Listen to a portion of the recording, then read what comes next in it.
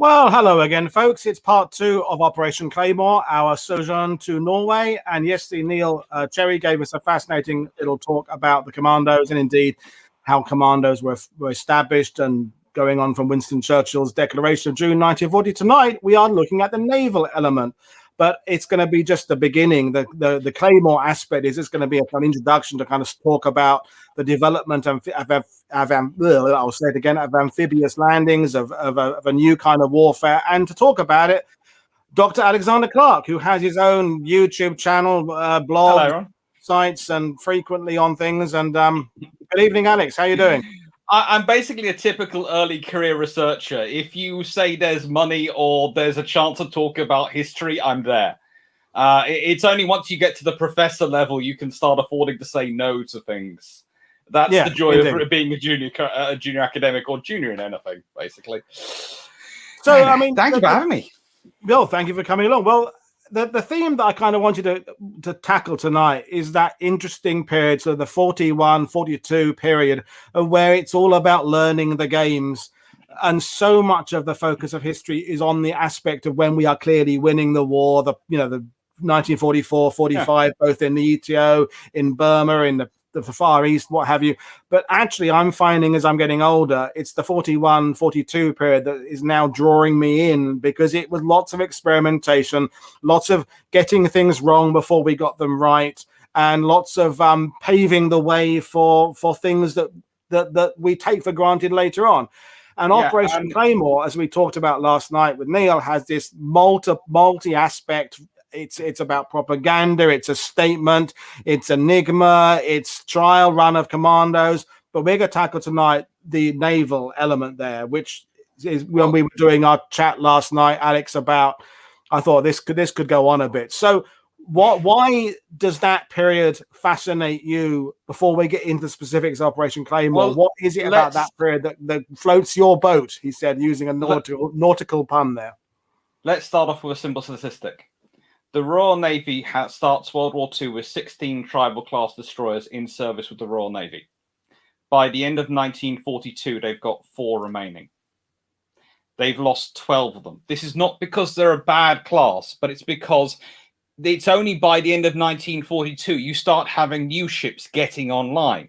So actually, 1939 to end of 1942 is pretty much fought with the fleet which was either already in production and being built in 1939, already on the production lines, or was in service.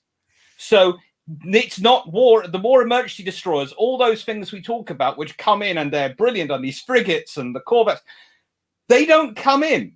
You know, the Flower-class corvettes, the reason they're available in such large numbers is because they're actually ordered in 1938. This is what people forget about the little Flower-class corvettes. They go, oh, they were this great war emergency build. They were ordered a year before the war began. Their orders were placed. Their design was finalized the year before the war began, because Britain was preparing for war in 1942, 1944. And you start ordering your small ships at this point, because you need to build them up in numbers. You order your large ships first because they take a lot longer to build. This is why the Royal Navy is building the Town-class cruisers, the Crown Colony cruisers. It's building the big ships it can. It's building the King George V. It's building the Illustrious-class carriers. It's building all these big projects are underway in 1939, 1938, because they are reckoning they're going to have war in the beginning of the 40s. They're reckoning 42 to 44, they're going to have a war. So that's like, and then war comes early. So basically, Hitler mucks up the Royal Navy's procurement plans, you know, as if there weren't, and there are many, many other far more serious war crimes to charge him with. But surely you have to add up there that he mucked up the Royal Navy's procurement plans. So there are all sorts of things, battleships and other ships, which we will never know what they would have looked like, because whilst they were planned to be built, one moment war starts, you don't start building new things, you just keep building what you know. And that's also why the Royal Australian Navy and Royal Canadian Navy end up ordering tribal-class destroyers, which then come into service, and the Royal Navy's successors to the tribal class, the battle class, actually only get into service by the end of World War II. Literally, one arrives in the Far East a couple of months before the war ends, because they've been held up by getting, and this would sound really strange, but directors, the units which are used to control their fire control, there was a shortage of them. And you had to make a decision. These were being imported from America. You had to make a decision whether they were going to go to Vanguard or they were going to go to these destroyers. And some went to the destroyers and some went to Vanguard, but it took a time to get them. So, you know, there are some others. And as someone has pointed out, you could build the Flower class in pretty much any shipyard. That was the advantage. But the Royal Navy wasn't starting from nowhere with the Flower class. They'd had a sloop program the whole way through the interwar period, which had been focused on developing small ships and what you needed a small ship to have in terms of weapons fit. So they worked out what its weapons fit was going to be. In the early 1930s, 1934, they pretty much standardized on what they were going to do with sloops. And then the program goes in from two directions. One, it produces the elite anti-submarine warfare vessels, the Black Swans. And the other direction, it goes and produces the Flower class, because they go, right then, this is the equipment we need. What size merchant hull can take this equipment? And that's literally what they do. And then you work it out and you put it in. So there's been a lot of preparation going into World War II. And there's a lot of preparation which goes into Claymore, which has started all this started a lot earlier. And and this is all good stuff. So to keep things on track, the Royal Navy, it was developing a strategy for a war that it knew was coming or anticipated was coming. But when the war comes, how does that? What was the Royal Navy doing that was going to be you carried on in the same way, and what had to change? What was it about World War II that changed? I mean, basically, but I realize there's lots of rabbit holes we go down here. But by 1941, when Operation Claymore comes on, what bits had we got right by this point, and what bits had we got wrong? The biggest bit they got wrong was they thought the Germans were making a major sortie into the Atlantic rather than going to invade Norway. And if they'd realized, one of the things is the Royal Navy misses the Norwegian invasion force by a few hours. And if instead the Royal Navy had caught the Norwegian invasion force, the German invasion of Norway, then Norway might well have stayed neutral, or it might well have even joined the Allies, because some of the southern forces would have still made it to Norway in Nordberg, but the northern forces, i.e. those going to Narvik and other places further up Norway, would have been defeated. And that would have changed the whole operation in Norway, because if you don't have the Germans having control of different points down through central and northern Norway, because they've been defeated at sea, then the British and the Norwegians might well be able to push the Germans out of Norway, with the French Alpine troops especially there. You never know. You might even got the British, and this is the really funny thing, the British amphibious warfare specialists and the British armed forces towards the Empire at this time, and the ones who've been being used for training and amphibious warfare were the Gurkha mountain brigades from India, because that's where Britain had been developing its amphibious warfare out in the Indian Ocean. That's folks, I had my pre-chat with Alex this morning, and he kind of messed with my head, because the two things that messed with my head. One was that I'd kind of always seen Norway as a little bit of a sideshow, and not particularly important in the grand scheme of things. And Alex kind of it's actually, it ended up perhaps not being important, but actually things could have gone very differently. And the second thing was this idea that you're going to elaborate on later on, that Operation Claymore is all part of this gradual development of amphibious forces. But the fact that where we'd been putting our strength was in the Gurkhas, the other side of the world, and maybe we could have brought the Gurkhas to the ETO sometime, and that was well, the reason it's the Gurkhas is because we must remember the Royal Navy's planning for what it thinks is most likely the war, and it thinks the most likely one, the one which keeps having the constant flare-ups, is Japan. Yeah, Britain is. That is what the Royal Navy's order of threats goes in terms of the capability of navies: Japan, Italy, Germany. Germany's bottom. Germany, as far as the Royal Navy concerns, is the most manageable threat. If it had just been fighting Germany, the Royal Navy probably would have just gone, okay. And the moment it got control of Norway, that's more of a problem, because then it can get out into the Atlantic Ocean. It can't just do what it did in World War I. But Germany was not considered a massive threat. They were considered an annoying. They were considered they had capable ships. But honestly, they're nothing that's going to overrule the Royal Navy, because the Royal Navy goes, right then, you have, one or two good battleships? We have a dozen or so? Yes, that includes the R class, but do you really want to get close enough to them that their 15-inch guns can hit you? Do you? You don't, because as ineffective and stuff, as annoying as they might be by 1942, but in 1939 they are still not something you want to go messing with, and they still have Royal Navy crews. So this is the thing: they might not be that great, but they still have Royal Navy crews. And the thing is about the Royal Navy is you have to deal with their self-image.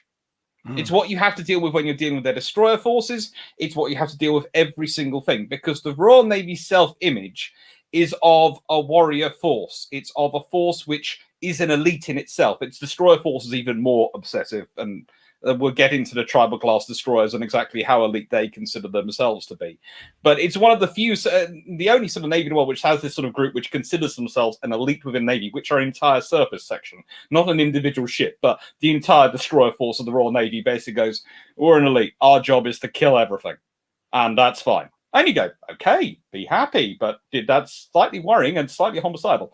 But the Royal Navy's developing this stuff for the Pacific. That's their big threat. That's why they have HMS Unicorn being built, and is the model for all the light fleet carriers. But remember, she's not an aircraft carrier. She's a forward aviation support ship. So those who think through deck cruiser comes from nowhere, and suddenly the Royal Navy is not calling an aircraft carrier, have never heard of Unicorn. And here's the other big joke. The guy who was the third Sea Lord at the time, a guy called Admiral Henderson, actually went into front of the Parliament and said, no, she's not an aircraft carrier. Yes, she might look like one. Yes, she has a hangar and a full-length flight deck, but she's a forward aviation support ship, and that's why we've put, and you can tell this because she has an aircraft tender moored on the back. So, I'm loving this. What I'm loving about this is that I guess students of each arm of the military probably think that their arm is the one that has the most myths around it. So James Jeffreys last week in the Battle of Britain probably thinks it's the Royal Air Force that's the most mythologized. Me as a ground guy, I think it's the Army.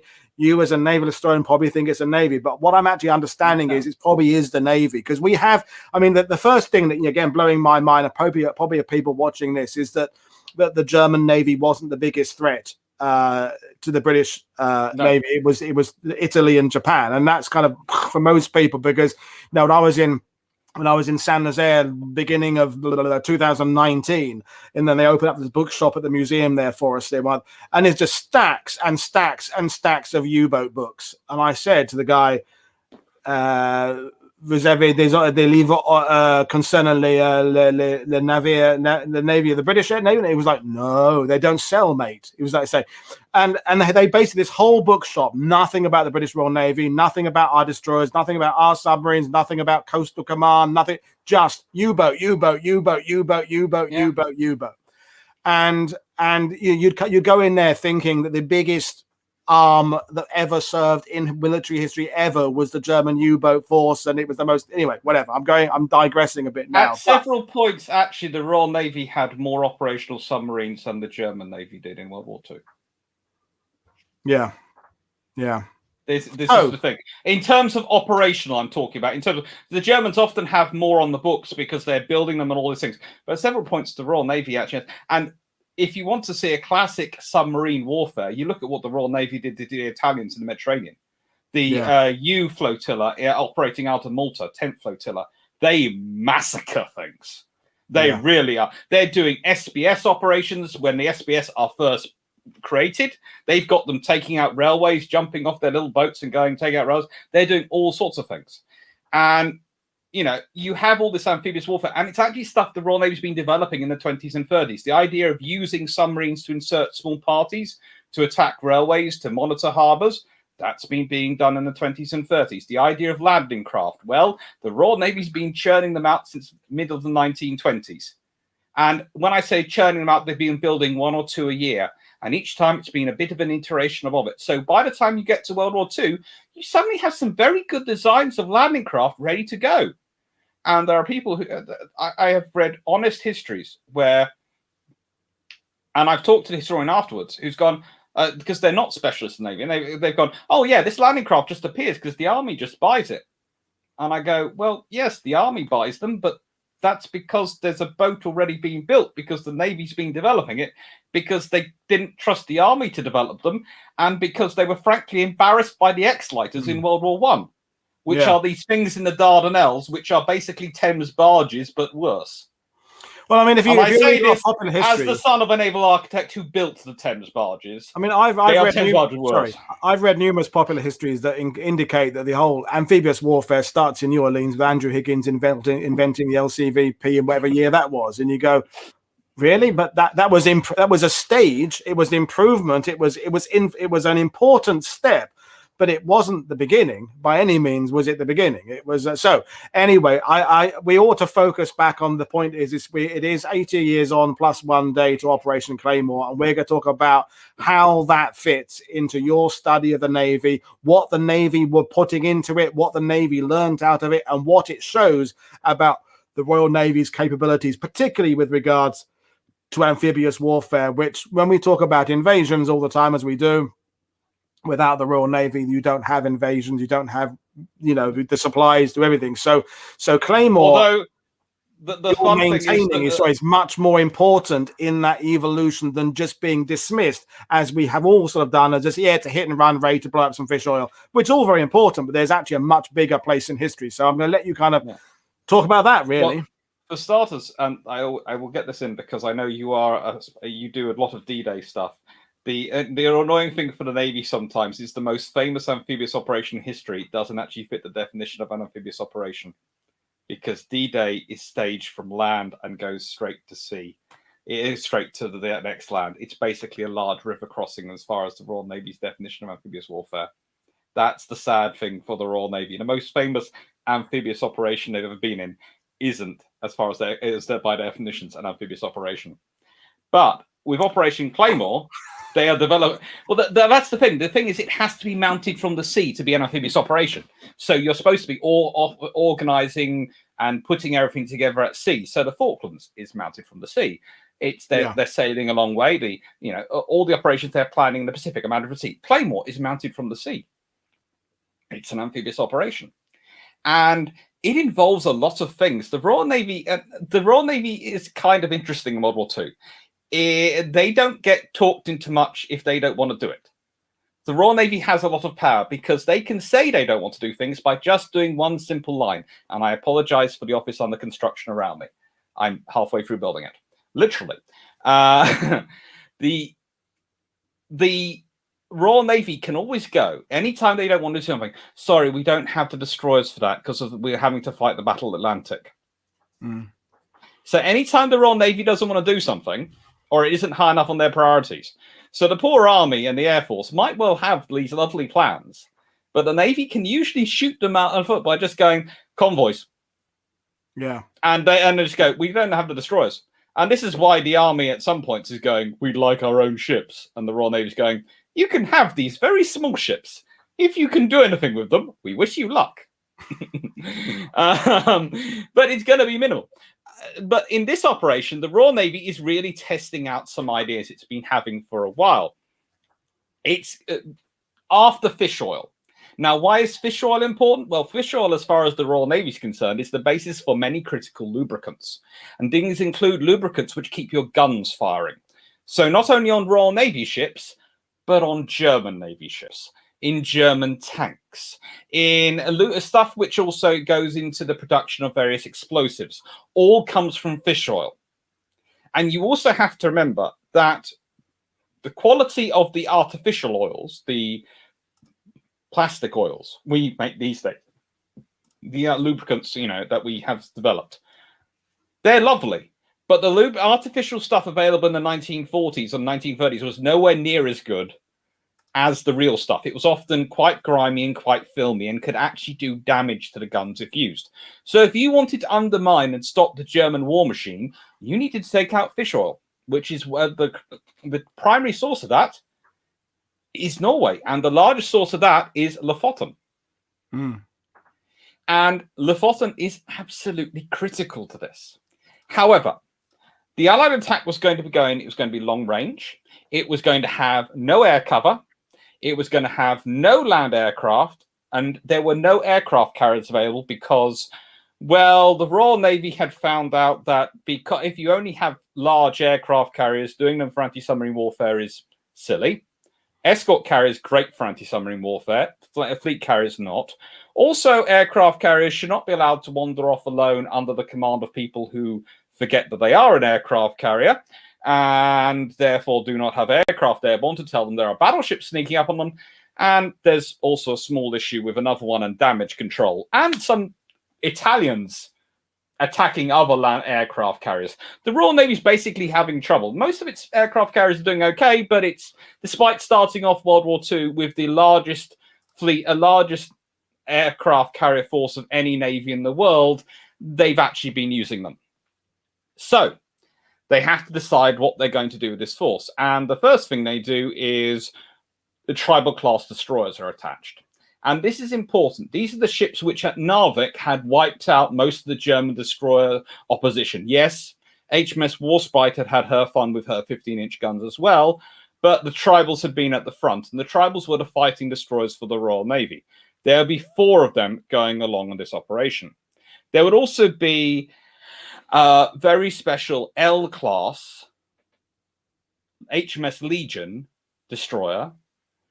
She'd be fitted with, she had, it was a special AA destroyer. So she had no 4.7-inch guns, which were the standard arm for destroyers. She was entirely armed with 4-inch guns, which were the high-angle anti-aircraft guns, which meant the tribals had 3 things they were ordered they had to protect over and above everything else. HMS Legion, which was critical, and the 2 Dutch passenger ferries, which were acting as infantry landing ships, medium. And they were Queen Emma and Princess Beatrix. And the reason the Royal Navy was taking them along, well, these were the landing ships which the Royal Navy had, which could carry their landing craft mechanized, their LCM. And this was the faster, bigger landing craft, what you needed for longer range operations. So again, if you want to talk about modern amphibious warfare and you keep hearing the US Marine Corps going on, oh, what we're going to do is we're going to do distributed operations where we're going to have small groups being landed all over the place from one ship sitting in the center. The Royal Navy can sit there and go, yeah, we planned that in the 1920s and executed it in Operation Claymore. Mm. And the Americans look at them and go, that's nasty. And you're upsetting us. And you go, yes, we enjoyed that. That's why we had the War of 1812. Anyway, so completely wandering off topic there. Well, that's going to be expected. Yes, I'm a naval historian. If we don't wander off topic at least once every 5 minutes, something's gone wrong. So the force is actually not just the commitment of these assets, though. The Royal Navy has to send on its fleet tanker, War Pindari, which refuels the whole force in the Faroe Islands, which the British have occupied previously. So it's a major commitment for the Royal Navy. They are sending 5 top-line destroyers. They are sending 2 of their landing ship infantry mediums, 2 of the only ones they have of these, and a tanker to refuel this force. This is a major commitment. And as much as people might say there's all sorts of different reasons for them to do it, the real reason the Royal Navy are doing this is because of fish oil.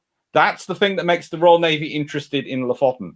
Fish oil. Is it fair to say that there can be multiple reasons? Because if David O'Keefe was on here, he would say this is a pinch raid to get the Enigma machines and the rotors and the code books, and everything else comes secondary to that. You as a naval historian would say it's all about the fish oil to stop the oil going to the Germans so they can't run their get. It's possible for both of those to be true. Right? Completely, because the interesting thing is, and the question I always ask is, who proposed the raid originally? And I don't know the answer to that question, so I'm hoping you're going to tell me. Who was the head of combined operations at the time? In 41. I'm not sure I know that one. It's not Mountbatten yet. No, I know. I was going to say that, but it's not. Who is it? It's Keyes. Keyes, yeah. And so Keyes is the one who's setting up and organizing this raid, does all the stuff prior to it, and puts it all together. And Keyes, basically, the Navy want to go after this for the fish oil. What is going to get the Army interested? The Army don't care about fish oil. But the army, you need the army troops because you don't have enough Marine commandos, because someone's had the bright idea of forming them into brigades and sending them off to the Mediterranean, where they end up trying to defend Crete. And they have a nice plan for defending Crete. Then the army sends a load of troops and decides to put a new commander in charge who goes, no, I don't like that plan. We've got to do it this way. And they're all moving to implement the new plan. And then the Germans and the Italians arrive. And that's what happens with Crete. We'll leave that to one side. So the Royal Navy needs the army. They need the army to come along. The army will come along for something cool, to test out their commandos. Yep. Definitely. They want to test them out, and they need something high profile for the army to take home, because what's going to be landed to deal with the ships and the fish oil? Well, that's a naval party being landed to deal with that. This is how you know what's important to each services. The army's going off doing their fighting, and that's all the thing. The Norwegians are landing and recovering Norwegian personnel, so they're happy to go along, and they want to get Norwegian people to come back to Britain and take part in the Free Norwegian Forces. But the Royal Navy lands its own naval party, and its naval party is one of the first groups to go ashore, and their purpose is to go through ships and make sure they're either destroyed or captured. Now, they have a small problem of capturing them because, well, unfortunately, the one group of people they forgot to tell that they were going to be capturing any of these ships were the tribal class destroyers, whose orders were to destroy everything, burn the lot. And so they did.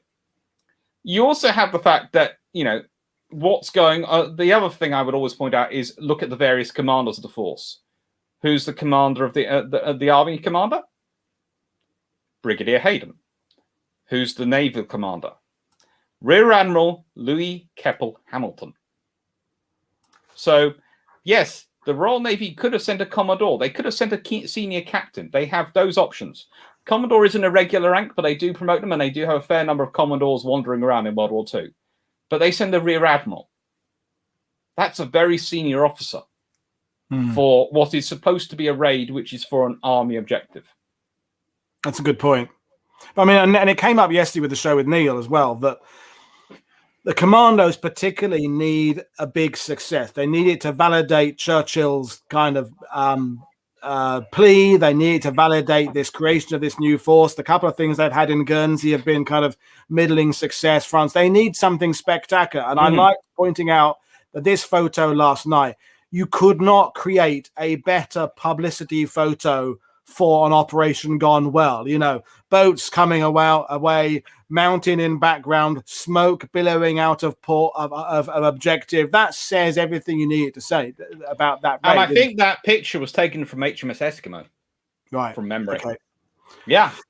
But when you said about the fact that the naval element weren't aware of the capturing plan, is that indication of there are so many moving parts to this operation, with each element having their own clear to them objective, but hazy to other people objective, that makes Operation Claymore an interesting step along the learning curve, because it is perceived entirely as a success. And when you look at it up on Wikipedia, we had one guy wounded, and there was the guy, shot himself in the thigh or something. We get the Quislings, we blow up the fish oil, we sink the ships, we get everybody home again. We don't meet German air power there. All those steps that make it almost a classic successful raid, but at the same time, we kind of knew it. We expected it to be fairly high success. It wasn't a big gamble, was it? Well, we kind of loaded the bases if you think about it, because if you're expecting to meet light resistance and you're taking in that much firepower, because you're taking in 4 destroyers, which are each carrying 6 4.7-inch guns and 2 4-inch guns, and 1 destroyer which is carrying 8 4-inch guns, 6 4-inch guns. You sort of go, okay, so that's 24 4.7-inch guns coming in close enough to do practically direct fire, or 27 120-millimeter guns. That's a lot of high explosive very close by to you. There are a few examples where the Royal Navy being very careful. And this is another reason why I use destroyers, not cruisers. Okay, cruisers would be stuck further out because of depths of waters. Even the Arethusa class, which are some of my favorite cruisers in World War II, and basically develop a name for doing all sorts of naughty things in shallow waters. The Royal Navy's destroyers can get in shallower, and they can get in closer, which means they're less likely to take out civilians by mistake.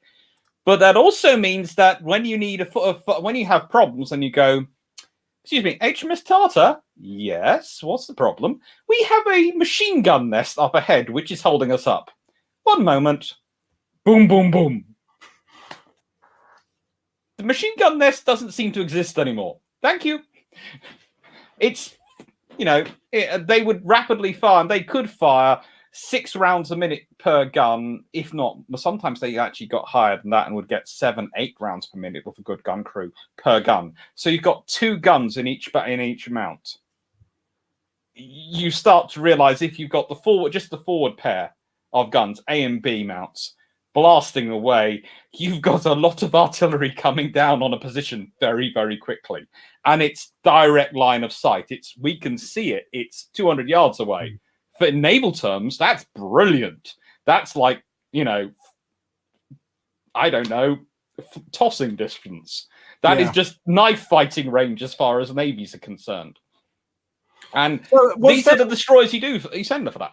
So was there much debate from the naval side of things about what types of vessels and how many to set in, or was it just kind of we're doing that and then we're going, or was it highly, because I don't know how if it came up last night, I've forgotten.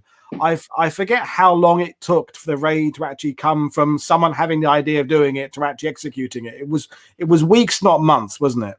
It was weeks, not months, but there was a long debate because you have access to the home fleet. So if you want to, you could have sent along a battleship, which is, you could have done full what had happened at Narvik in the third Battle of Narvik. First Battle of Narvik is what happens when the Germans arrive and are fighting the coastal battleships of the Norwegian Navy. Second Battle of Narvik is when the H-class flotilla go in, and I would say it's pretty much a draw. It's always treated by the British as almost being a defeat because we lose Warburton Lee and we lose all these great people, which we do. And that is really, really annoying and really sad for their families and really bad. But the Germans get almost as equally damaged, and then they can't go anywhere and have used up a load of ammunition when the Royal Navy sends in what is the equivalent of the hit squad. Because this is what World War II happens. We always talk about the hunt for Bismarck as being the Royal Navy on a vengeance ride. When in the third Battle of Narvik, you have the Commander-in-Chief of Home Fleet basically say, "I'm taking my battleship in because I need to go in to restrain the destroyers. I can't send in a subordinate." Because I need to go in with the destroyers, because he's frankly worried what the destroyers are going to do, because there are other destroyers there which are equivalent to the H-class, but there are also 4 tribal class destroyers which have formed up into the group, and the tribals have the job of being the protector destroyers. This is why they're the elite crews.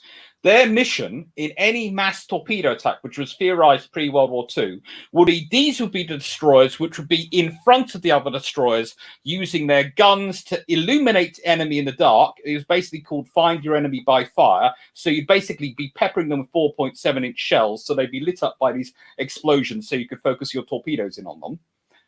Nice way of reconnaissance. But their job was, in daylight or darkness, they would go in front of the destroyers and provide them with cover. If necessary, their job was to sacrifice themselves to make sure those destroyers got through. So they were the reconnaissance element, they were the backup cruise and reconnaissance role, they were to do peacetime cruiser missions. But in wartime, their job was to protect the other destroyers and to protect the capital units. This is why when you've got Bismarck being hunted, Wien, who's a flotilla commander at the time of tribal class destroyers, leaves his convoy off the coast of Africa with a C-class cruiser, charges across the Atlantic without any orders from the Royal Navy, and intercepts Bismarck, and is in charge. But because the cruisers have to fall off for that night, is the one who keeps Bismarck under watch for the entire last night before Rodney and King George V turn up the next day. So without her, them turning up, Bismarck might have got away. This tells you what this group is like. These destroyers, they have this personal image. They're there to protect other destroyers. It's pretty much, if it hadn't been the commander-in-chief there is odds that the 4 tribal destroyers might well have tried to go in we spotted the enemy. As it was, there were 2 tribal destroyers constantly positioning themselves at the entrance to Narvik, and the Germans knew they weren't getting out. They tried. It didn't work. It was just a case of, you will not get past us. And this is then the group that they're sending to Lofoten. The Royal Navy goes through. They could have sent cruisers. No, we can't get a cruiser in there. Right, and which destroyers? We've got a whole flotilla of tribal class destroyers. We've got 4 of them. Half a flotilla, division of them. Yeah, we'll take them. Add in an L-class, brand new L-class anti-aircraft destroyer, HMS Legion. Done. And that is a very formidable group you are sending in. And yes, the Germans would have loved to fortify the Lofoten Islands. I think there was a question which came up earlier. Yeah, we did. I was going to ask if you hadn't mentioned it's a long way from Germany, and it takes time. The German invasion on Norway was done on a shoestring. It's a freaking feat of imagination how they managed to actually pull off Operation Wurzburg. If the Norwegians had done their call-up by radio rather than telegram and post, if the Royal Navy had been there a couple of hours earlier, if the Norwegian government hadn't been quite as weird when they initially invaded as they were, there are so many options where the Germans would have failed with Norway. And it takes them a long time, because building up in Norway is difficult, because especially once you're talking about logistics up in the high north, there aren't railways going up there. There aren't many roads. It's got to be taken by coast. There are these things called Her Majesty's Submarine Service. And they like to deploy minefields. They also like to use torpedoes. And the Royal Navy, the German Navy and the American Navy share a very similar problem at the beginning when they enter into World War II. Their torpedoes don't work. The Germans find this out at Narvik when they are trying to torpedo HMS Warspite, and they claim they hit her 4 or 5 times and none of the torpedoes go off. I would say that's Warspite's plot armor, but this is the German torpedo program. And at that point, Donitz basically walks into his torpedo development service and goes, which one of you mucked up? And I will take names and hurt people until this is all fixed. And they fix it very quickly. Kind of different to what the Americans react to the Mark 14 torpedo, where they try and blame everyone else and then eventually admit it's their own problems. But the Royal Navy torpedoes, they have a couple of issues. But they're nowhere near as problematic as the others, mainly because they are slightly more mature. They've been in service slightly longer. The Royal Navy are at a different point in the development cycle than the others, so they've had a bit more time to practice them. Okay, it's just it's one of those things. It's development cycle. So actually, you would go, the Royal Navy's one is useful, but it's not actually quite as good as probably the German or the American torpedo in some respects, because it's been in service a little bit longer, so it's a little bit older, and they've got another one under development. But because it's slightly more mature, it's actually working. And the Royal Navy submarines are going, well, happy hunting season on anything trying to get up to northern Norway. So the Germans are being limited a lot. So Norway, and the other thing about Norway that came up yesterday is of course, for half of the year, you can't fly in and out of most of the north part because it's too, the conditions are too bad. So you can't have air cover. The Germans can't have air cover there for half the year. I mean, I'm saying half the year. I don't know if that's mathematically half a year, but a considerable portion of the year. As you say, transport links are difficult. So they've kind of achieved the occupation of it kind of unexpectedly, in a sense. They, as you said yesterday in your pre-chat with me, they sent a penny packet force in there, was surprised at kind of how easy they took it. But at the same point, I want to bring it back to the significance of the fish oil there, because you're saying that we know The Allies know that that is where they get the oil to lubricate all their ship guns and their tank guns. But the Germans obviously know that as well, don't they? So Yes. if they know that, why are the islands not more defended than they are? Because they don't think the British will do anything. They think the civilians will protect them. Right. Okay. That's what they're banking on. That's what the Germans' initial banking is quite simple. They think that because of the large civilian population and it's all civilian infrastructure, which is still manned by Norwegians, that it won't happen. And there's a good chunk of the people from the islands who come, from the Lafon Islands, who come back with the British, are people who actually worked in the various plants who helped us with disabling them. So it's far more safe for them to come back with us than it was to stay there and face reprisals. And frankly, the Quislings were never that popular in Norway. It's one of those organizations you sit there and go, But also you can go back and start going, well, the Germans actually only start planning to invade Norway about a month before the British do. Because again, the British had realized how important Norway was, just the Germans had, and actually had plans to invade Norway and secure ports to protect them from a German invasion, because they worry about a German invasion trying to invade Norway, because they honestly thought the Norwegian government was, well, they were the only government. War had broken out and they were still talking about disarming and cutting defense. Literally, war is going on below you at this moment. There is war going on, and you're talking about cutting your stuff.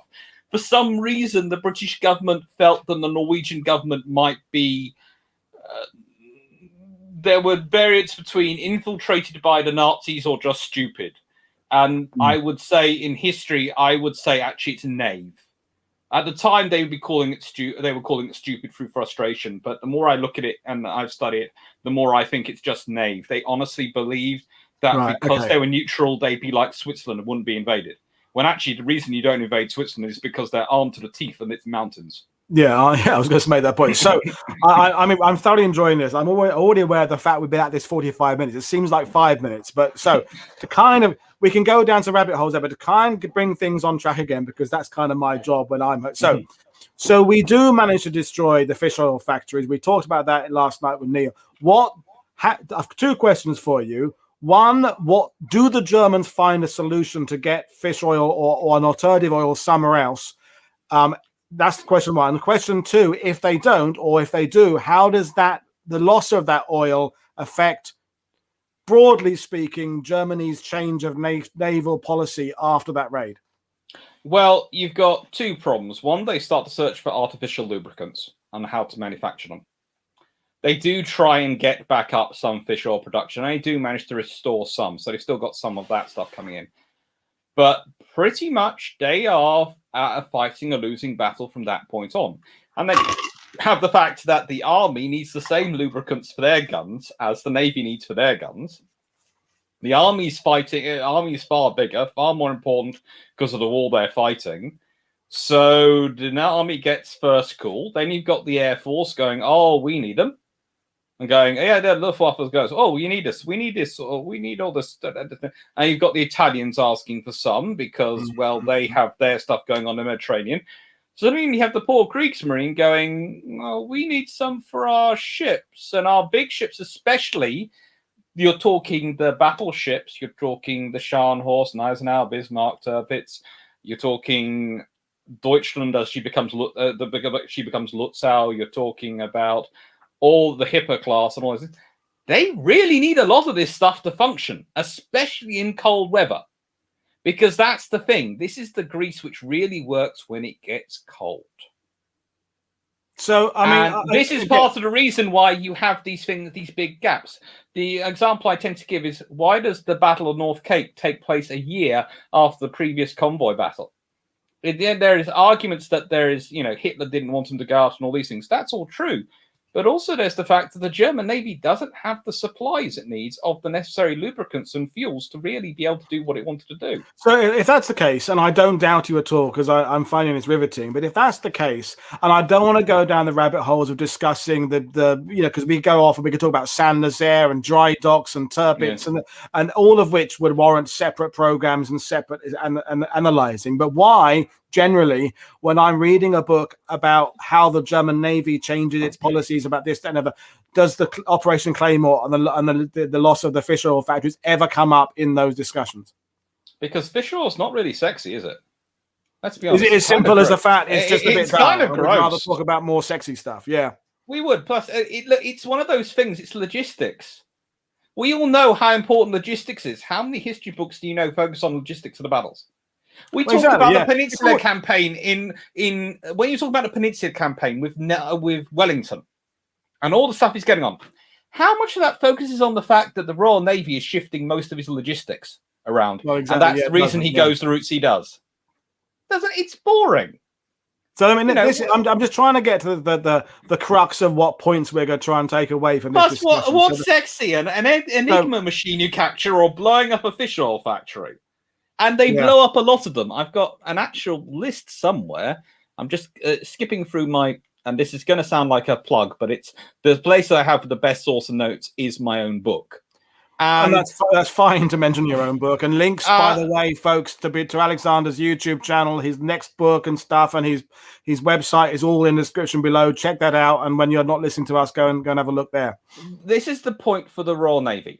The force sunk 10 ships for a total of 19,350 tons of shipping sunk. They destroyed 18 factories, including 8 of the critical emollient production plants, boiling plants. And further 800,000 gallons of oil in 7 tank farms was burned. They've also rounded this off by taking 213 German and 12 Quislings prisoner, as well as 300 Norwegian volunteers, and an Enigma machine and some rolls. Yeah. You know, it's lovely. And most of those big, oh, by the way, that big fire you can see from that picture of HMS Legion and the oil tanks left ablaze, they were all done by 4.7-inch shells because nothing else could pierce the concrete. Nice. That didn't come close range either. Close range fire from a tribal class destroyer going, so nothing else is working on your concrete shells. Give me 5 minutes. Armor piercing first round, high explosive second round. And there you go. Oh, you've no longer got a big concrete structure. Right. So what I'm trying to take, my takeaways from this are that Operation Claymore is not talked about as much as a successful British raid of the war. Why doesn't it get talked about? We talk about Operation Biting, we talk about the aqueduct in Italy, we talk about this, that, and the other, but this rarely comes up. That's what. And the second thing is, again, that the fact it doesn't come up in the discussion about the Germans and their problems sustaining their naval war. I don't remember ever it coming up in a general, but it's always about Hitler's mood. It's always about what Hitler wants and this and admirals discuss, having their meetings. It's never about a simple thing, as you say, the unsexy aspect of logistics and supplies, and oil for guns, I suppose, is just inherently boring, isn't it? I don't think it is. It's also, why does everything come down to blaming Hitler for all of Germany's strategic mistakes in World War II? Because he's dead, and it's easy to blame the dead guy, isn't it? Yes, and he's the top guy, so it's easy to put the blame. But he's not the one who actually prepares the plans and puts them in front of him. That's all the staffs. There are all sorts of people involved in the process. It's always easy to blame Hitler. It's great to blame Hitler and his moves because that means you can excuse the Navy from doing anything wrong. You can excuse the army from doing anything wrong. You can say, we all know, everybody knows Hitler goes into his rages and he's got his thing, and we've all seen the footage, and it's easy to go, oh yeah, Hitler just was having one of his moments, and it's just blaming it on that. So that's you have the same thing with Churchill in the UK. How many people after the war, especially after Churchill died, write books which basically say their hero was great and all the problems were caused by Churchill? And I agree, Churchill causes some problems. Trust me, I'm a naval historian. I see what he does as First Lord of the Admiralty. But he also does some very good things as well. And there are sometimes he pushes ideas which other people weren't pushing, and they were actually decent ideas. And, it's the thing is, it's very easy and very far sexier and quicker to tell a story where you are blaming a well-known person. But no, Well, that's the even thing with though they Churchill. are I mean, good it's at so much. another rabbit hole. You can either list all the brilliant things Churchill did, or you can list all the shitty things he did. And whichever side you decide to go with, that's your argument you're making. I'm using a weird analogy now, but as a massive fan of John Peel's radio show growing up, we'll remember the amazing bands he discovered, but we have conveniently forgot the ones he gave airtime to who we never heard from ever again. We remember, it's like the gamblers only ever remember the winnings. They don't remember the times they lost, do they? So that's an interesting thing. But so we've tackled the fact that this loss of oil is much more significant than most of us give it credit for. So that's really good. The second thing I want to tackle, because I'm an invasions guy, is what do the Royal Navy learn about landing craft, about coordinating landing craft with destroyers, other vessels? What's the big takeaway from Operation Claymore that they can take forward to the next operation? That they need command space for any of these operations. And it's one of the other reasons you have the tribal destroyers coming along for this operation, because they are the biggest destroyers available. They're the only ones which have space for a command staff, for a rear admiral, for a brigadier to be aboard. And in all these operations which come forward on it, you find there are ships employed as command ships. And they are critical for it. The more the people you have in it, the more they have the operations going on. And by the way, that is an Arethusa class cruiser, which also gets involved in the second Lofoten Island raid. So the first time, they don't bring a cruiser along with 6-inch guns. After the first time, though, what they were doing while they were doing there was they were also doing a bit of charting of the water, and they get some pilots as some of the people who come off, local pilots in the area. So next time, they can bring in a 6-inch cruiser. And so the Germans go, we fortified the islands against destroyers. And then they see that thing coming in and they're going, we prefer to be elsewhere. That's got 6-inch guns. I feel an urgent need to be the other side of that hill rapidly. I love the way you explain these things. It's just it's understandable. Impressive. If I have a 5-inch gun and I am aiming for a destroyer, and then something goes into view which has got armor, which will resist most of a 5-inch gun, but also has 6-inch guns, which will outrange and outpace the firing of me. It's perfectly natural reaction. Yes, I'll probably offer some resistance, but the moment I have a legitimate reason to be out of there, I will be out of there. And really cool operation that is completely forgotten is Operation Archery. And Operation Archery achieves even more. And there's the lovely named Operation Anklet and Operation Freshman. And there's the Bergen November 1942 operation, which doesn't even have a name. We know it takes place. We know what they do. It doesn't have an operation. No one has found out the operation name for it yet. And then there's Operation Cartoon. I love some of the names that come up with the whole Norway. Seriously, some of the names, these things: Checkmate, Roundabout, Brandy. You do wonder I know Britain has a random naming policy for operations, but seriously. Well, when I was doing some research into Operation Freshman years ago, and there was a subsidiary operation, I forget whether it was a pre-one or a follow-up one or something, but it was called, it never happened, Operation Ballet Shoes. That's what I remember from discovering. You think that's a really bizarre one, isn't it? But anyway, that was going to involve a submarine, wasn't it? I forget this. I'm going back 20 years or something. It was one of those things that the name stuck. If the intention didn't, the name stuck. Ballet shoes, but so again, I'm now questioning why we don't talk more about Norway as a pivotal part of World War II and always talk about it as a side. I know we talk about heavy water, and that's, of course, Freshman, isn't it? Yeah. But here's the thing also. During the first invasion of Norway, we deploy one of the best generals British Army has ever had. Adrian Carton de Weert. He's one of the most active, best generals you ever had. He also, look him up on Google.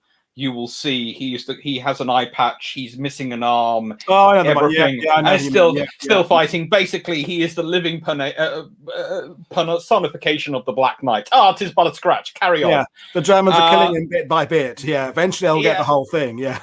Yeah, he escapes Germany at certain points, and there's all sorts of things.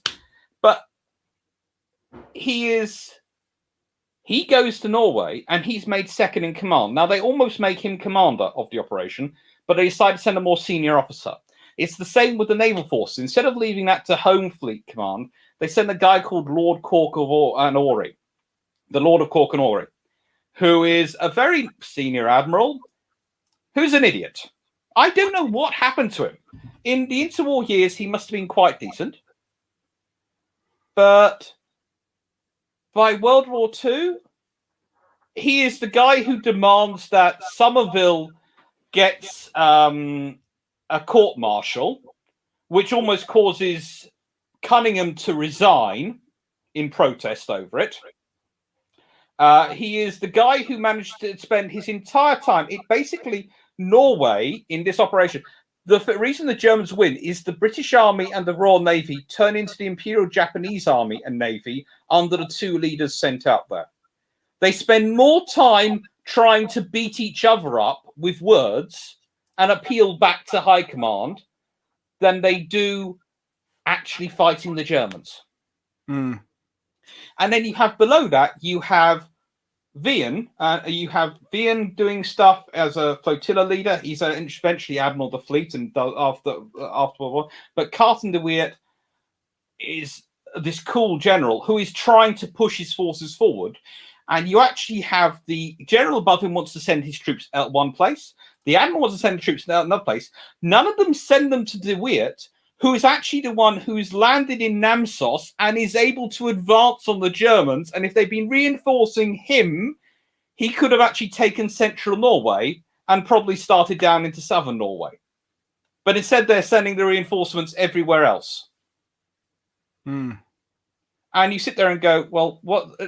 And then de Weert comes out. And one of the things about de Weert is one of his staff officers from that operation goes off and writes a paper. And that paper is what produces the commandos. And when one of the comments that's come down through, how to put it, word of mouth. So I'm not sure how much I'd play faith in this, but it's come down word of mouth from reliable sources who were around at the time. People remember it. Is that he modeled the commandos on what de Weert had said was the ideal for small forces operations. So Norway has a tremendous impact, but the Norwegian campaign gets forgotten. And do you know how I can tell you that? Well, it's because if you're talking about English language books, the best, sorry to disappear out of screen, are a trio written by Geir H. Haar, Norwegian, who's actually produced them. And then you go and look for a British historian who's done an equivalent series of books, and you can't really find them. But these books are absolutely fantastic if you want to find out about the Norway campaign. And then you find out its legacy. And its legacy are all these commando operations. And the reason these commando operations are going on is two reasons. One, it ties down German resources defending there, but the German troops wouldn't be there if there wasn't a thing for them to defend. There's no point defending northern Norway if there's nothing there of value. And the other thing is to destroy the stuff of value which is there, which the British are very good at, because it takes a lot longer to rebuild it. Because you don't want to try and build the stuff in winter. You don't want to try and move the supplies in winter. And especially not when you're restricted to small ships which go up in the shallows so they can keep away from minefields and submarines, hopefully. And also motor torpedo boats, which the British love sending in. There's a whole section of Royal Norwegian Navy who are given dog boats, these lovely fair Maldives, and basically told, go have fun. And they all know what they do is they put people who are fishermen who've grown up on their fishing boats in them as pilots and their sailors. And they know the Norwegian waters like the back of their hands. So the poor German Schnellboots, what we call E-boats sometimes, and they are Button and the various other vessels fighting them are going, how do they know what they're doing? It's as if they don't need to read a map. And they don't need to read a map. They don't need a chart. They know the waters because they've grown up in them. Yeah, they're Vikings, essentially, aren't they? They're yes, generations of playing around in the waters and navigating. Yeah. They know it. They know it instinctively. It's in their DNA, isn't it? So, yeah. So again, my few books on and Norway, most of those people come out thanks to Claymore. And again, and that's an important aspect. Getting those people out is important. It's also, as we discussed with Neil last night, the fact we took Norwegians with us in the first place as well. That idea that the Commandos will always be an international force. That, I think Claymore has a lot of influence in that, because that comes forward later on when you get things like Operation Aquatint and Number 10 Inter-Allied Commando, the use of European Jews, this, that, and the other. There was always this sense that the Commandos would be an international force, not just another kind of county regiment with that kind of tradition. Commandos are different. But the few books I've got on Norway are all obviously, well, not I say obviously, obvious to me, they're all about the heavy water aspect. And it's all about Telemark and Vermork and all that kind of stuff. Skis Against the Atom is one of the English language versions by which of Knut, whichever one it is. Knut Haukelid, I think, was one of the guy who wrote that one. And the thing about that is, we now know that the German atomic program was no way near as advanced as we, and even they thought it was. And all of those incredibly heroic efforts of those Norwegian guys living on reindeer moss for 6 months up in the fields actually didn't really, their destruction of the fact didn't have this massive great effect we thought it did. But what you're saying, and what I'm beginning to realize, is the fish oil destruction is a far more important thing. And yet again, why don't we talk about it? And interestingly, when it was at about Christmas time, I was thinking, okay, what shows can I start doing as the end? And I was looking through those lists you get of timelines of things that happened on, and I was reminded, early March the 4th. Operation Claymore, and I thought, well, the 2nd would be no good because that's my birthday. I don't want to work on my birthday. But the 4th is, when I looked it up again, having not read about it for a couple of years, all I kind of thought was hit and run raid, bit of a PR thing for the Commandos. We blow some stuff up, but it doesn't really have a significant place in the arc of winning World War II. But what you have done, and to another extent, Neil, last night, is actually opened my mind to realize this is a really, really important day. And why the fuck don't we talk about it more? Because who talks about them? Let's be honest. I can tell you about Battle of Cape Bon. 3 Royal Navy destroyers and a Dutch destroyer destroy two Italian cruisers. How's that? Most people never hear about it. We talk about the Battle of Matapan, and we talk about it as one of the Trafalgars of the Mediterranean in World War II. It's great. It's a big battle, but it's actually not even one of the largest battles in the Mediterranean in World War II. There is the battles of Sirte. There are all these battles which take place in the Mediterranean, which are huge battles, and no one knows about them. And it's one of the reasons why the Italian Navy is constantly underplayed and people don't realize what's going on and why the Royal Navy is sending so much resources down there. They don't realize there are huge fleet battles going on in the Mediterranean. They are literally battleships pummeling other ships in the Mediterranean. There are carrier strikes and there are land battles. Well, we said, didn't we? We said when we had our chat earlier that we will do a show at some point, you and I, and get someone else as well, about the fact that this idea that the Italian military is somehow the little brother of World War II and ineffective and running away is just a complete myth, and the Italian Navy is a formidable force, as was the Italian Army, and we could talk about that another thing. But let's, because I feel that we ought to kind of somehow keep on track here. Let's go back to that classic shot of the after, which I wouldn't be, if someone said that had been completely staged, I would believe it. I know it isn't staged, but it's so perfectly set up, that photo. But it sort of is staged. I mean, it's creative, but not. I mean, it's managed. Let's put it this way: landing craft are not the easiest or the smoothest things to maneuver. You don't have them running that close to each other unless you're going to take a photograph. Okay. Because otherwise they're bumping all over the place, especially the early landing craft. You talked about the fact that the Royal Navy had been developing landing craft in the interwar period in the 1920s, and this was one of the early uses of LCMs in World War II. So just to bring it kind of on topic, what did the Royal Navy learn about these things in that were positive about from Claymore, and what things were negative? I know there's that photo, or the painting rather, the Imperial War Museum, one of them, in fact, had got the ladders on the dock. Is there what were the takeaways, again, specifically with regards to landing craft mechanized, that were the positives and negatives from this? They needed to carry more of them, and you see this especially with what goes on with Madagascar. and various other operations where there are more of them used, they had convert whole ships to be LCM carriers. And when I say carriers, they take a Royal Navy tanker, a fleet auxiliary, and they put a massive gantry on it system. Yeah. And it can carry up to 18 LCMs on it, stacked on it. And its just purpose is to just pick them up and disperse them. Pick them up and disperse them. It's not even carrying the troops. They then go to other ships, pick up the troops, and then go to shore. Its sole purpose is to bring them in. And the whole point is the Royal Navy wants to have a lot of them, and they want to have them fast because they don't want the amphibious force to take a long time once it gets in position to be launching its attack. And they realize very quickly that if they're going to be doing further, wider operations, you need something bigger. You need these bigger ships. You need these faster. And that's why they start developing, actually for commandos, they start going smaller and faster. They start developing various boats and landing craft, which are specifically for commandos. But also you start to see all the stuff which starts to be developed for D-Day. And that comes through, and especially the fire support landing craft and the various ships which come from that one, they are all come back to this operation in terms of what it shows is correct and in terms of what it shows isn't correct. And one of the big things that shows isn't correct is that up to this point, they thought they'd been doing enough training for commandos with landing craft. After this point, they trebled the training with landing craft.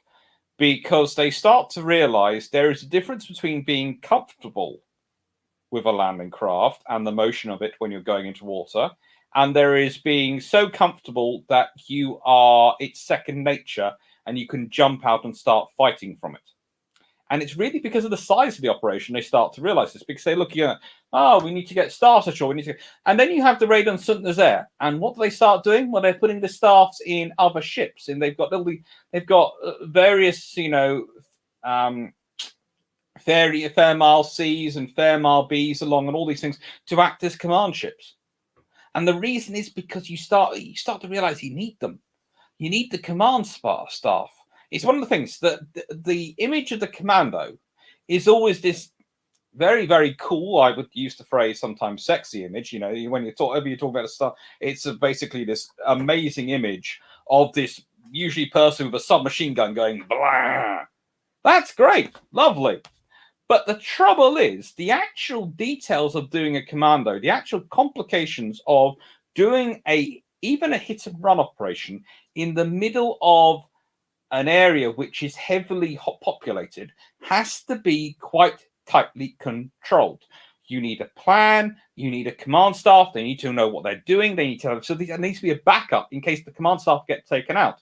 There's a good example in North Africa where the Royal Navy tries to dress up 2 tribal class destroyers to look like 2 Italian destroyers. And unfortunately, there's all sorts of mix-up with submarines and various other things. They end up trying to land the troops in the wrong place. They get spotted by artillery and they get heavily damaged. And part of the force that gets heavily damaged quite quickly is the command staff. But don't worry, on the other destroyer, there's a second command staff who can start taking over and start orientating things. And that's a lesson of Claymore, because where is the command staff in Claymore? Well, they're sitting on one of the destroyers trying to command it, but there's only one of them. And that's fine while they're wandering around, but that's also a problem if anything happens to them, or if, and as happens with Claymore, they decide to start blowing up things which are getting in the way of them. So, for example, it's the command ship which goes and which finds a nice little sort of trawler which has all sorts of things on, and it's Bedouin which intercepts the unarmed ferry Mirror, which, well, how do I put this? She had a German equivalent of an Entertainment's National Service Association group aboard. And their officer decided to put a gun to the captain's head as he wanted to go down fighting because he was worried about what the British would do to him if they captured him, because he was such a committed Nazi. As a result, Bedouin ended up sinking her because they fired a couple of 4.7 rounds, and unfortunately they did actually pierce the hull. And at this point, they then rescued the survivors, including, of course, the gun-wielding officer and the captain, The gun-wielding officer at this point breaks down once he's aboard the ship and starts trying to spill all the apparent secrets he knows to the British, which is not much because he's an officer who's been put in charge of an entertainment group. So he knows about as much as, I don't know, my shoe does. Yeah. Yeah, he's really. Well, your shoe lives in an office full of naval history, so it might have picked up a bit over the years. But yeah, it might have known a bit more actually. Yeah, and you have, well, the one which is creating all the big explosions is Tartar. She's one of the tribal destroyers, and she's the one which creates the really big explosion when she decides to blow up the 9,780-ton Hamburg. And that ship is a refrigerated fish factory ship. Now, that doesn't sound at all probably sexy or at all interesting until you realize those are critical to having the fish oil operation and to having the Atlantic, to the Battle Atlantic, because it's a refrigerated ship. It's nearly 10,000 tons. That can move a lot of food, a lot of fish to Britain. You could send it down to the Falkland Islands. It could load up with fish and then come back in a convoy, and you've got a whole load of fish in Britain. It's critical. The naval party are trying to take her. Unfortunately, when they get to her, they forgot to tell Tartar, whose job was dedicated to destroying ships in the harbour, that they wanted her. So, but what they literally were at the pier just about to go on her when Tartar went bye-bye. So the next lesson the Royal Navy learnt was make sure you tell the destroyer crews, if they're providing fire support, exactly which ships you want. And that was the own Royal Navy party's mistake. They presumed that their bosses, who knew what they wanted, would have told the destroyers what was going on. But actually, no one had bothered to even tell Hamilton, the Rear Admiral, what ships were their targets, let alone any of the forces under his command, because they presumed, the commanders, that they would talk about it on the way over there. So everyone presumed other person would talk to it, and then afterwards they go, right then, that didn't work. Okay, right then, we're going to make this a formal process from now on, and we're going to have all the captains we can get come together, all the XOs we can get come together, and all the people come together, sit down, and have a chat. Yeah.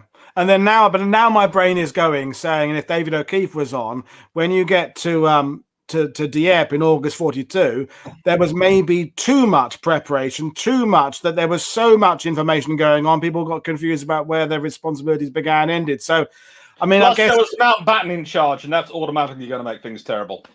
Well, yeah, that's another discussion of the day, and I would love to bring you in with David and talk about the naval element of the Dieppe raid as well, because we're going to do a third part of David's show about Dieppe. So you were going to come on about that, but the poor Canadians get the real rough end of the deal there. Yeah, in terms of rounding things off again for today. Again, one of the things I didn't have a plan when I set out doing World War II TV. I was just bored, like you were when you started, your YouTube channel. But one of the things I do like doing is bringing up subjects that just get overlooked and don't get talked about, and the fact we can flash something out for an hour and 15 minutes, and this would get 3 or 4 minutes if it got 3 or 4 minutes in a kind of conventional BBC kind of documentary, and we can go down these rabbit holes and discuss things. I can't count how many BBC documentaries I've seen talk about Norway, and you'd honestly believe there was only one raid in Norway during the entire of World War II. And as that list, which is a slide I've used on my own channel, shows when I was talking about Norway, that's just the list of the known and acknowledged operations. Okay, that's the acknowledged operations for any listeners, and viewers.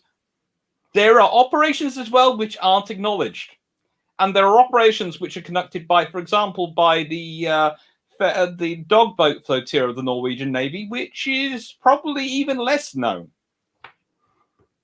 because sometimes they were just going to go see their friends, and they would stop off for the night and see their friends in Norway, and then they might bring a few people back with them.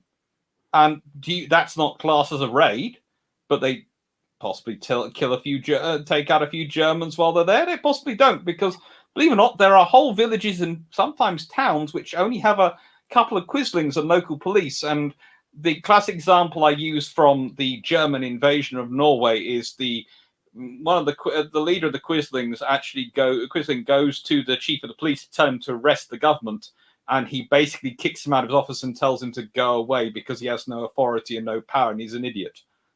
And you sit there and go, "Yep, that's the Norwegian police."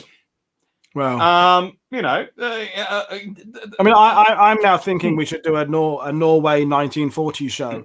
And I will do that. My reservation is that not enough people, and I include myself in this, have enough prior information to be able to kind of join in debates. Whereas if I was to say on my Twitter feed now, who screwed up at Arnhem, yeah. Because everyone's got an opinion, rightly, wrongly, and different things. But if I was to say, what did the Germans what the Germans do wrong in when they invade? How many people are going to be able to contribute to it? I mean, that makes it a reason to bring it into a discussion. But it means that you're struggling at the beginning to get it off the ground because it hasn't got that. The whole reason I've written my book on tribal battle and bearings, the whole reason I wrote that was because I got fed up with people telling me, "Oh, the tribals were obviously a bad design because 12 of them were sunk out of 16." And you sit there and go, well, actually, it was 13. There was one of the Canadians lost as well. And B, do you know what operations they were doing when they were sunk? Well, apart from the one which was cut in half, that was HMS Punjabi by a British battleship, which crossed, well, one of them crossed the other's bows. Well, we'll say the destroyer crossed the battleship's bows, but, someone crossed the battleship thing. But the thing is, they're doing these high-risk operations, which no other ship is available for, no other ship will really do, and you lose them. HMS Gurkha, she goes down during the Norway campaign. Do you know what she's doing? It's while the part of the Britons are still learning about our air defense at sea. There is a convoy of troops trying to get out of Norway. There is a heavy air attack coming in. Gurkha's commander, the Germans aren't coming in, so he turns his ship round to charge the air attack. HMS Gurkha, the tribal class destroyer, literally goes down charging an air attack to drive it off the convoy. None of the merchant ships loaded with troops get hit that day. None of the other ships get taken out. So as far as the Royal Navy is really concerned, that's a success, but they lost the destroyer doing it, and they don't want to repeat that again. But again, she charged charged an air attack. That's not normal behavior for anyone, really. And that's where using statistics like that in an isolated, without context case is just simply stupid. If you're saying, yeah, we lost 13 out of 16, if you present it like that with no data around it, it sounds horrendous. But if you put it into context, say, but what did the loss of these ships save elsewhere? How did that influence a battle here? What outcome did that influence? Everything takes on a different. Then you have two lost in North Africa off that Commando raid. One lost during the raid, and one lost on the way back because it's damaged and it's attacked by aircraft when it's already damaged. And they do all sorts of things through World War II. They do really, really cool operations. And you sort of go, okay, so by the end of 1944, they must be out of the war, Oh, no, their job is to clear the channel of the Germans. They have the Battle of Ushant, where their job is 10th Fighting Flotilla, as it's called, the Fighting 10th, are made up of Royal Navy, Royal Canadian Navy, tribal class destroyers, and some Polish destroyers, are given the job and priority over all other ships in the channel because their mission is simple. No E-boats, no R-boats, no anything of the German surface vessels will make it to the invasion fleet. They are given the mission of doing whatever is necessary, take whatever risks are necessary, but no ship shall get through. Yeah. They literally charge through minefields chasing the Germans down. There is a whole battle where the Germans don't basically get wiped out or get chased into the point of they are driving their ships ashore to get away from these ships because they are fighting so hard. How do they then get rewarded? You fought the whole way through World War II. HMS Nubian already by this point has so many battle honours that she's only exceeded by HMS Warspite. And if you counted destroyer battle honours the same way you counted the battleship's battle honours, she would probably exceed HMS Warspite. Wow. Because, let's be honest, when you have battle honours, the moment a battleship turns up and engages its gun, it's a battle honour. But a destroyer or something like that often gets a campaign honour where all the small battles are grouped together because you know there's no balance. So it gets sort of a bit of how you tell your score. It's why the top trumps version of analyzing history is so fatally flawed, isn't it? Because anyway, so they're sent out to the Far East to clear the Japanese from around Singapore. That's how they're rewarded. They clear the channel of D-Day, and then they're all sent out to the Far East to clear the approaches to Singapore for the British planned amphibious assault on Singapore to retake Singapore. And you find the tribal destroyers going up and down, clearing Japanese positions, taking out landing craft, taking out their small radar posts, and all these things. Literally, that's what their reward is. So, you know, that it's obviously a very bad ship, because in 1945, the Royal Navy's really hurting for destroyers. So they're going to not be picky and send their best to go and do that sort of job, are they? Or are they going to send their best? Probably they are. So, I mean, in order to round things off, I think what I'm going to do now is lay down the gauntlet and say, so Alex, I've really enjoyed talking to you. And obviously you have your channel, but like with a lot of these things, all of us ending up preaching to the converted. So you're speaking to naval people who know a lot of the stuff already. I'm going to lay down the gauntlet and say, come on a show and let's think of 5 topics or 10 or whatever of things about the Navy in World War II that people who think themselves World War II buffs should know and don't. 5 myth-busting things. What is it about it? And I mean, I'm aiming it at the people like myself who are mostly ground warfare guys, and say, where have we been going wrong? What things should we know? I know, the Italian Navy being much more formidable, I think, is a big one. This fish oil thing. But anyway, I'll lay that gauntlet down to you. And we can do that at some point, and maybe bring David O'Keefe on and do some more stuff about Norway. But this has been really fascinating, guys. I knew it'd be good, and I hope it encourages people to go out and look with a bit more respect at Operation Claymore and how it fits into the bigger scheme of things, and not just take any of these actions as isolated. Oh, it's a hit and run thing to get a bit of publicity. It's all part of an evolution of things, and I didn't know about the oil, and I don't know that Neil knew about it. I don't think it came up yesterday. Well, he knew the oil, but not about the oil being in terms of how vital it was to the German ships. Anyway, so brilliant. That was great. So again, folks, reminding you, there's links to Alex's channel below. There's links to my channel, how you can find me out on Patreon, Twitter. Alex is on Twitter as well. You can engage with us both there, and we can do something else again. But it remains for me to say thank you to Alex for joining us, and in terms of for viewers, I've got nothing this weekend. Then next week we have the first and the second of our Normandy reevaluation, where we talk about the study of Normandy. John McManus, Neil Senkerman, Marty Morgan, John Buckley. They're all joining me over 2 shows to talk about whether we are any better now, 77 years on now, in understanding the Normandy campaign, or are we still stuck at the beginning where we're believing all the myths? So we'll talk about that next week. But anyway, thanks for watching, everybody. I'm going to end the stream now. It's been extraordinary, and I'll see you all again. This is Paul Woodadge from WW2TV saying good night, everybody. Thank you.